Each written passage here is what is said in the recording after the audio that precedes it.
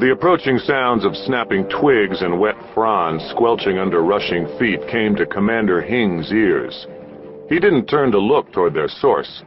If it was some fool of a Feldpolizei trooper coming through the forest, the man wouldn't live long enough to reach his position, except as a prisoner. His fighters would see to that. Most likely, Hing thought, it was one of his guerrilla band scouts returning with the hoped-for report of a small Feldpolizei patrol approaching the ambush site.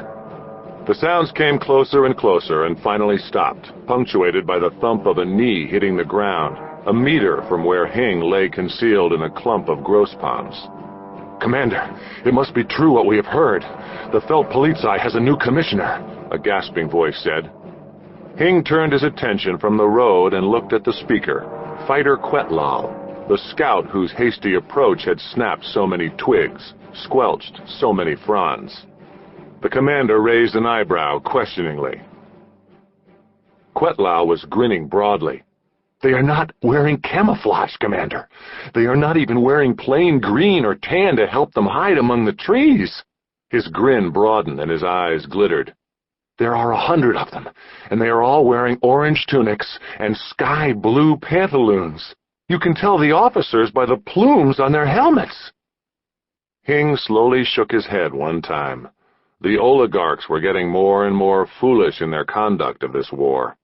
Where had they gotten the idea that sharp-looking parade ground troops made the best fighters?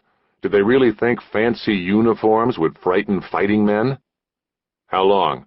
"As they are marching down the middle of the road, I must say bare minutes." "How watchful are they?" "Their eyes are straight ahead as though they are passing in review. They are even carrying their masters at right shoulder arms." "Scouts? Flankers?" Fighter Quetlal shook his head. "They have 2 point men 20 meters ahead of the column. That is all of their security." "Have you passed an alert?" "As I came along our line, Commander, I told everybody." "Then continue along our line and tell the rest of the company." Hing turned back to the road. Quetlal was dismissed. Commander Hing's fingers absently caressed the stock of his blaster, fondled its firing lever. His was one of the few modern weapons possessed by the grandiosely named Chi Loy Brigade of the People's Liberation Army, and the only one in this ambush. The rest of the 60 brigade members with him were armed with obsolete projectile rifles, which was a major reason for this ambush, to take modern weapons from the corpses of the oligarchy's Feldpolizei.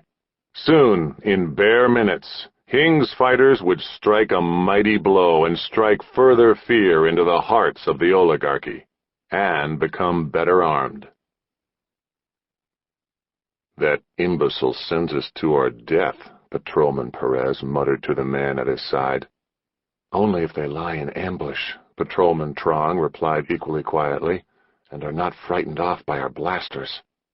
He wanted to spit, but Captain Richtdorf's discipline was too severe for him to take the chance. Fighter Quetlal had barely left Commander Hing's position when the brigade leader heard the slightly ragged tramp, tramp, tramp of marching feet coming along the road below. 2 troopers, as splendidly popinjayed as Fighter Quetlal had promised, strutted into sight. Sunlight filtering through the tops of the towering hawkbaum trees that grew between the clumps of gross palms dappled their tunics to the flowing color of old gold. Their marching legs swishing along made their sky-blue trousers ripple like fast-flowing water in a clear, shallow stream. "Fools," he muttered, dismissing them. But his eyes lingered hungrily on their weapons. Soon the fighters of his brigade would put those modern weapons to far better use than these comic opera Feldpolizei ever could. 20 meters behind the point men, the rest of the column snaked along the road, marching 2 men abreast. This was so foolish. Hing suspected their commander would have had them marching 3 or 4 abreast had the road been wide enough.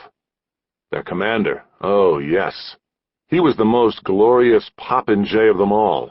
His tunic was piped with gold cord, gold epaulets jounced on his shoulders. A fourragère, a braided gold cord, swirled around and dangled from his shoulder. A veritable kaleidoscope of medals adorned his left breast. The saber he carried, point up against his shoulder, looked like a purely ceremonial blade, not a fighting blade at all. as though a sword was a weapon to use against blasters or even projectile weapons. Hing counted the ranks of Feldpolizei as they marched past him. When his count reached 22, he put his whistle to his lips. At 23, he sucked his chest full of air. At 24, near the center of the double line of Feldpolizei, when all were well within the killing zone,